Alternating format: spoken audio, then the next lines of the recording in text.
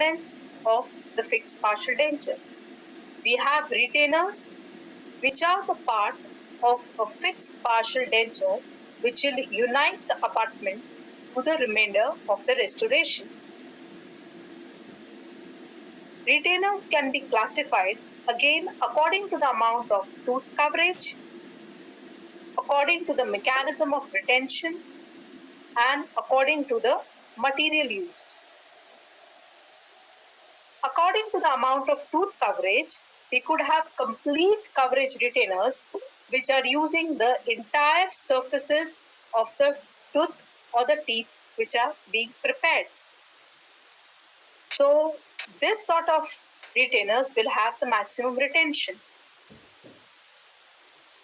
Then we can have partial coverage retainers which do not cover all the surfaces of the tooth.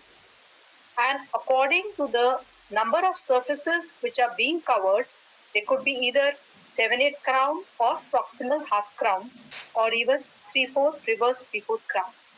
Now these partial coverage retainers, the retention is less as compared to complete coverage retainers, but definitely there will be a preservation of the tooth structure.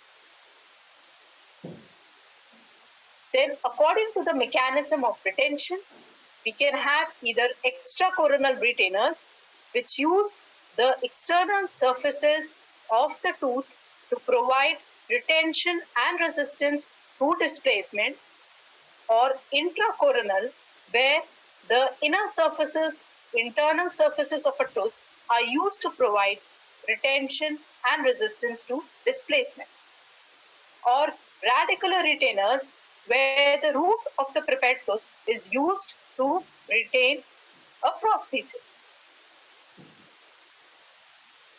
So according to the material being used, again the retainers can be classified as the form of all ceramic retainers, metal ceramic retainers, and all metal